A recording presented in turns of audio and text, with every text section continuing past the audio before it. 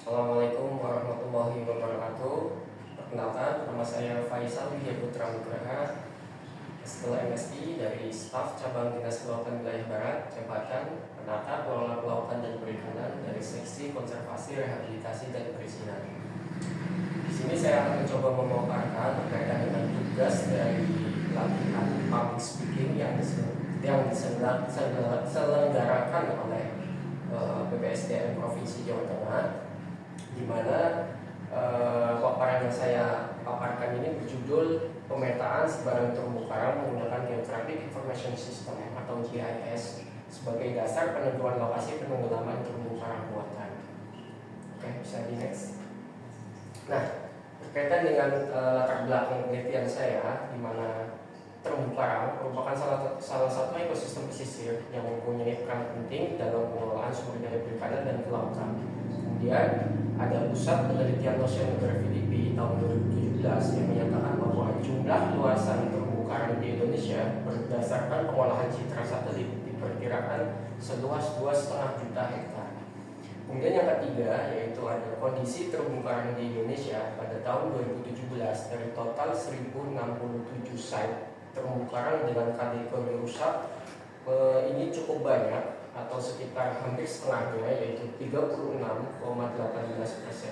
Nah, maka dari itu dengan adanya penelitian ini mungkin bisa membantu mengidentifikasi kawasan dari terumbu karang yang ada di kawasan konservasi Karangjeruk. Kebetulan area penelitian saya itu kawasan konservasi Karangjeruk di Perairan Kabupaten Tegal. Next. Nah, pertanyaannya, apakah rehabilitasi ekosistem terumbu karang perlu dilakukan dan bagaimana caranya? Dan jawabannya salah satunya dengan judul penelitian yang saya ambil. Next.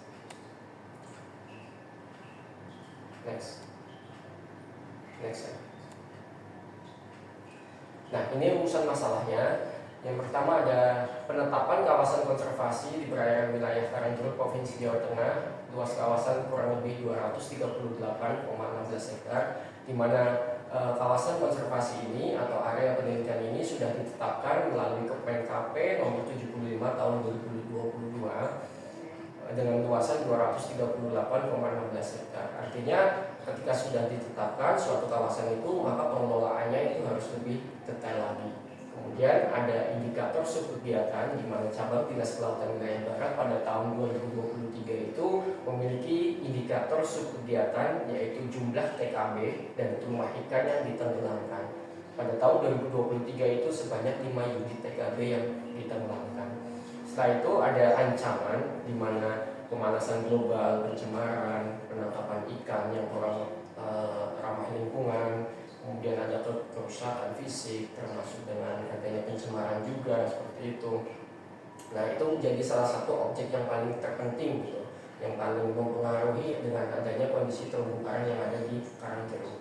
Kemudian ada lokasi penenggelaman TKB. Titik lokasi penenggelaman TKB berdasarkan informasi kelompok nelayan atau Pokmasmas. Selama ini cabang Dinas Kelautan Wilayah Barat ketika akan melakukan penenggelaman TKB yaitu hanya mendasari informasi dari kelompok nelayan saja, tanpa adanya data atau pendukung yang lain yang bisa menjadikan salah satu menentukan titik lokasi di penenggelaman TKB tersebut. Maka dari itu dengan adanya penelitian ini bisa jadi membantu cabang dinas untuk menentukan area mana yang pas atau yang efisien, efektif sebagai salah satu nilai ASN ya, efektif dan efisien itu untuk dilakukan penenggelaman TKB.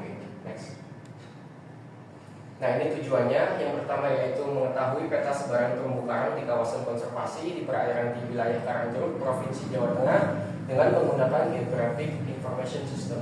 Kemudian yang kedua, mengetahui data luasan terumbu karang di kawasan konservasi di perairan di wilayah Karangjeruk, Provinsi Jawa Tengah. Kemudian manfaatnya yaitu memberikan sumbangsi ilmiah bagi kegiatan pengelolaan ekosistem terumbu karang dan peningkatan kehidupan biota laut. Yang kedua, memberikan informasi bagi pengelolaan terumbu karang buatan dalam mendukung pariwisata bahari yang berkelanjutan. Kemudian yang ketiga, menyediakan informasi penting dan akurat kepada pemerintah, stakeholder, dan masyarakat umum tentang kondisi terkini luasan dari ekosistem terumbu karang. Next. Nah, ini materi metode yang saya gunakan pada penelitian kali ini. Yang yang pertama yaitu ada data primer dan data sekunder. Data primer itu terdiri dari citra satelit, ya, citra satelit Sentinel-2A dengan tanggal perekaman 31 Mei tahun 2023. Kemudian ada data sekunder yang diperlukan untuk mendukung antara lain titik koordinat penenggelaman TKB pada tahun 2018, 2022, dan 2023. Serta ada titik koordinat kegiatan yang dilakukan cabang dinas, yaitu kegiatan reef check, ya, reef check kawasan konservasi tahun 2022. Kemudian ada data titik koordinat survei kegiatan kawasan konservasi yang dilakukan oleh Politeknik Kelautan dan Perikanan Karawang KKP. Kemudian metodenya yaitu menggunakan metode deskriptif, yaitu metode yang menggambarkan suatu fenomena yang tidak dimaksudkan untuk menguji hipotesis tertentu. Next. Nah, ini alat dan bahan yang diperlukan, yaitu ada alat tulis, laptop, printer untuk mencetak hasil printout layoutnya peta. Kemudian ada bahannya citra, terus software Sentinel, software ArcGIS, kemudian ada titik koordinatnya, kemudian peta kawasannya. Next. Nah, ini diagram alur penelitian di mana untuk mendapatkan peta kawasan sebaran kawasan terumbu karangnya itu beberapa koreksi perlu dilakukan. Salah satunya ada koreksi sunbeam atau efek dari penyinaran matahari, kita harus hilangkan juga, atau bias dari penyinaran matahari. Kemudian ada koreksi kolom airnya, kita juga perlu mengoreksi dari kolom airnya, perlu dihilangkan juga. Kemudian ada yang terakhir tahapan klasifikasi citra. Nah, klasifikasi citra ini kita menggunakan unsupervised classification, di mana proses pengelompokan pixel-pixel pada proses citra menjadi beberapa kelas menggunakan analisis cluster atau cluster analisis. Biasanya disebut seperti itu. Next. Nah, ini gambaran umum di mana bisa dilihat pada layar. Yang hijau ini merupakan kawasan konservasi perairan Karangjeruk, di mana sudah ditetapkan melalui Permen KP nomor 75 tahun 2022 dengan luasan 238,1618 hektar. Nah, cirinya atau tandanya diketahui adanya mercusuar yang masih bertahan hingga sekarang, ya, dengan jarak antara bibir pantai menuju kawasan konservasi itu kurang lebih 3,18 mil. Itu secara gambar umumnya, di mana lokasinya berada di Desa Munjung Agung, Kecamatan Keramat, Kabupaten Tuban. Next. Nah, ini peta kawasannya bisa dilihat lebih jelas. Itu yang hijau itu merupakan, jadi kawasan konservasi ini dibagi menjadi 3 zonasi, yaitu zona inti, zona pemanfaatan terbatas, dan zona lainnya atau biasa disebut zona rehabilitasi. Di mana zona inti itu dengan luasan 7,02 hektar, zona pemanfaatan terbatas 228,16 hektar, dan zona lain atau zona rehabilitasi itu 298 hektar. Next. Nah, setelah hasil dari klasifikasi citra, terus kemudian ada proses sunbeam, proses koreksi di kolom air, kita dapatkan peta terumbu karang kawasan konservasinya. Nah, setelah itu kita hitung luasannya. Bisa nampak di layar, yang kuning ini merupakan zoom out, ya, zoom in dari peta terumbu karang di kawasan konservasi Karangjeruk, di mana luasan dari terumbu karang yang terdeteksi oleh citra itu sekitar 8,08 hektar. Next. Nah, jika kita overlay hasil dari peta terumbu karang dengan peta yang sudah ditetapkan di Permen KP, maka nampak pada layar di sini ada kawasan terumbu karang yang memang tidak masuk dalam zonasi di kawasan konservasi seperti itu, di mana beberapa bagian masuk dalam kawasan zona inti dan beberapa bagian masuk di kawasan zona rehabilitasi, sisanya masuk di zona pemanfaatan terbatas. Seperti itu. Next. Nah, salah satu titik koordinat TKB di mana saya waktu itu membandingkan kegiatan yang dilakukan oleh cabang dinas kelautan wilayah barat, yaitu penenggelaman TKB pada tahun 2018, 2022 dan 2023, di mana yang merah ini merupakan titik koordinat TKB 2023, yang biru 2022, yang merah muda ini 2018. Bisa kita lihat semuanya titik penenggelaman TKB ini, jika kita overlay dengan peta luasan terumbu karang, maka ada beberapa titik TKB yang masuk ke dalam titik atau masuk kawasan terumbu karang. Artinya apa? Rehabilitasi yang kita lakukan bisa jadi malah merusak adanya kawasan terumbu karang seperti itu. Bukan malah merehabilitasi terumbu karang, tapi malah merusak adanya ekosistem terumbu karang di dalamnya. Maka dari itu penelitian ini bisa membantu untuk menentukan titik mana yang pas yang kiranya akan dilakukan kegiatan terumbu karang buatan yang dilakukan oleh cabang dinas kelautan wilayah barat. Seperti itu. Next.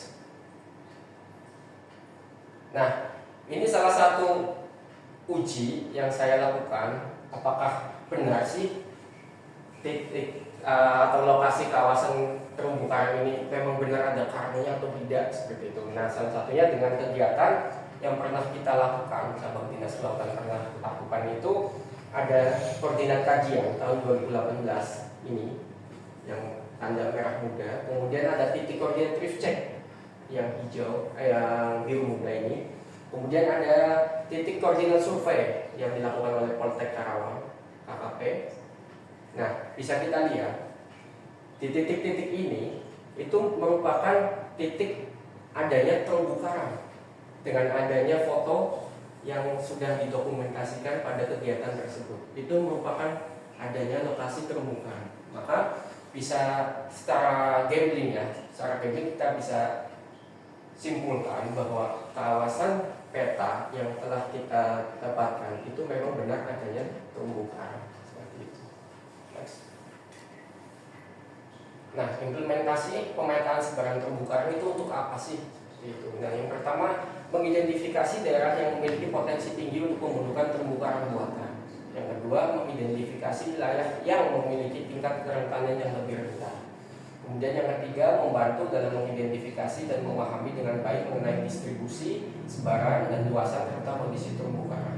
Kemudian yang keempat, membantu dalam pengambilan keputusan kebijakan terkait pengelolaan kawasan konservasi. Nah, di sini poin 3 ini saya sudah membantu mengidentifikasi mengenai distribusi, sebaran, dan kawasan serta luasan dari kawasan terumbu karang yang ada di kawasan konservasi Karangjeruk di Kabupaten Tegal.